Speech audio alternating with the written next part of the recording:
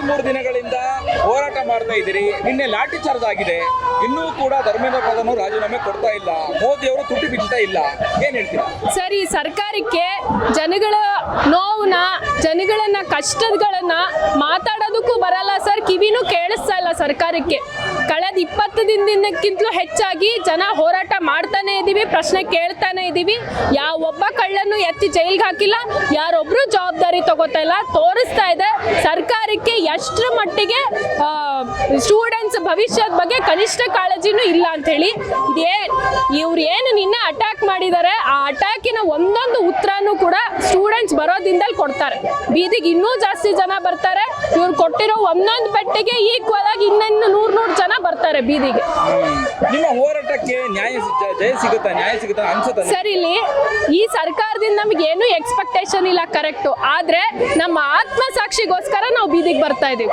ನಾವು ಜನಗಳಿಗೂ ಕೇಳೋದು, ನಮ್ಮಲ್ಲಿ ಆತ್ಮಸಾಕ್ಷಿ ಉಳಿಸ್ಕೋಬೇಕು ಅಂದ್ರೆ ಇವತ್ತು ನಾವು ಹೋರಾಟಕ್ಕೆ ಬರೋದ್ ಬಿಟ್ಟು ಬೇರೆ ದಾರಿ ಇಲ್ಲ ಅಂತ ಹೇಳಿ. ಎಲ್ಲಿವರೆಗೂ ಜಯ ಸಿಗುತ್ತೋ, ಎಲ್ಲಿವರೆಗೂ ಇಡೀ ಸಮಾಜದಲ್ಲಿ ಒಂದು ಕಾನ್ಶಿಯಸ್ನೆಸ್ ಬರುತ್ತೆ, ಯಾವುದು ಸರಿಯಾದ ಐಡಿಯಾಲಜಿ ಇದೆ, ಆ ಸರಿಯಾದ ಐಡಿಯಾಲಜಿ ಜೊತೆಗೆ ಹೇಗೆ ಬದಲಾವಣೆ ತರಬೇಕು ಅನ್ನೋಂಥ ಕ್ಲಾರಿಟಿ ಇಡೀ ಜನ ಸಮೂಹಕ್ಕೆ ಬರುತ್ತಲ್ವಾ, ಅಲ್ಲಿವರೆಗೂ ಹೋರಾಟ ಮಾಡ್ತೀವಿ. ಕೇಂದ್ರ ಬಿಜೆಪಿ ಸರ್ಕಾರಕ್ಕೆ ಪಾಠ ಕಲಿಸಲ್ಲ ಸರ್? ಕೇಂದ್ರ ಬಿಜೆಪಿ ಸರ್ಕಾರಕ್ಕೆ ಈ ಜೆನ್ಸಿ ಅಲ್ಲ ಸರ್, ಜೆನ್ಸಿಗಳಂತ ಎಲ್ಲಾ ಯಂಗ್ಸ್ಟರ್ಸು ಕಾಲಮಾನದಲ್ಲಿ ಪಾಠ ಕಲಿಸಿದ್ದಾರೆ. ಸ್ವತಂತ್ರ ಸಂಗ್ರಾಮ ನಡೆದಿದ್ದು ಆ ಟೈಮಿನ ಯುವ ಜನರಿಂದಾಗಿ, ಅದ್ರ ಹಿಂದೆ ಫ್ರೆಂಚ್ ಕ್ರಾಂತಿ ಆಗಿದ್ದು ಆಗಿನ ಯುವ ಜನರಿಂದಾಗಿ.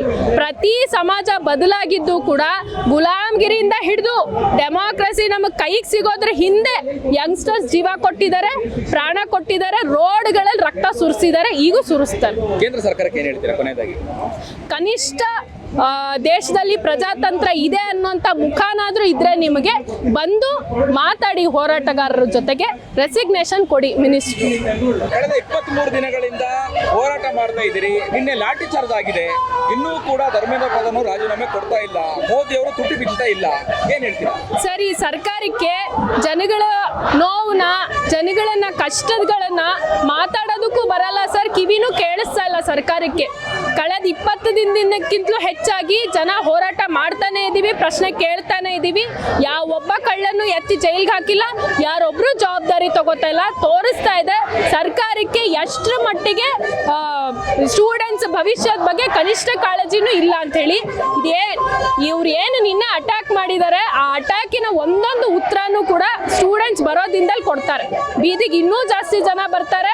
ಇವ್ರು ಕೊಟ್ಟಿರೋ ಒಂದೊಂದು ಪೆಟ್ಟಿಗೆ ಈಕ್ವಲ್ ಆಗಿ ಇನ್ನೊಂದು 100 ಜನ ಬರ್ತಾರೆ ಬೀದಿಗೆ. ನಿಮ್ಮ ಹೋರಾಟಕ್ಕೆ ಜಯ ಸಿಗುತ್ತಾ ಅನ್ಸುತ್ತೆ ಸರ್? ಇಲ್ಲಿ ಈ ಸರ್ಕಾರದಿಂದ ನಮ್ಗೆ ಏನು ಎಕ್ಸ್ಪೆಕ್ಟೇಷನ್ ಇಲ್ಲ, ಕರೆಕ್ಟು. ಆದ್ರೆ ನಮ್ಮ ಆತ್ಮಸಾಕ್ಷಿಗೋಸ್ಕರ ನಾವು ಬೀದಿಗೆ ಬರ್ತಾ ಇದೀವಿ. ನಾವು ಜನಗಳಿಗೂ ಕೇಳೋದು, ನಮ್ಮಲ್ಲಿ ಆತ್ಮಸಾಕ್ಷಿ ಉಳಿಸ್ಕೋಬೇಕು ಅಂದ್ರೆ ಇವತ್ತು ನಾವು ಹೋರಾಟಕ್ಕೆ ಬರೋದ್ ಬಿಟ್ಟು ಬೇರೆ ದಾರಿ ಇಲ್ಲ ಅಂತ ಹೇಳಿ.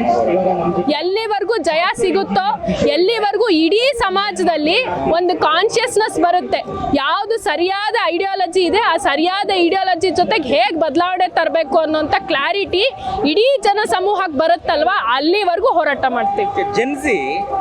ಕೇಂದ್ರ ಬಿಜೆಪಿ ಸರ್ಕಾರಕ್ಕೆ ಪಾಠ ಕಲಿಸಲ್ಲ ಸರ್?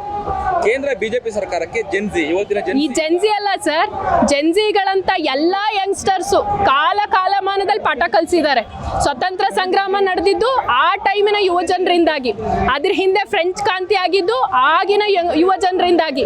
ಪ್ರತಿ ಸಮಾಜ ಬದಲಾಗಿದ್ದು ಕೂಡ ಗುಲಾಮ್ಗಿರಿಯಿಂದ ಹಿಡಿದು ಡೆಮಾಕ್ರಸಿ ನಮಗೆ ಕೈಗೆ ಸಿಗೋದ್ರ ಹಿಂದೆ ಯಂಗ್ಸ್ಟರ್ಸ್ ಜೀವ ಕೊಟ್ಟಿದ್ದಾರೆ, ಪ್ರಾಣ ಕೊಟ್ಟಿದ್ದಾರೆ, ರೋಡ್ಗಳಲ್ಲಿ ರಕ್ತ ಸುರಿಸಿದ್ದಾರೆ, ಈಗೂ ಸುರಿಸ್ತಾರೆ. ಕೇಂದ್ರ ಸರ್ಕಾರಕ್ಕೆ ಏನ್ ಹೇಳ್ತೀರಾ ಕೊನೆಯದಾಗಿ?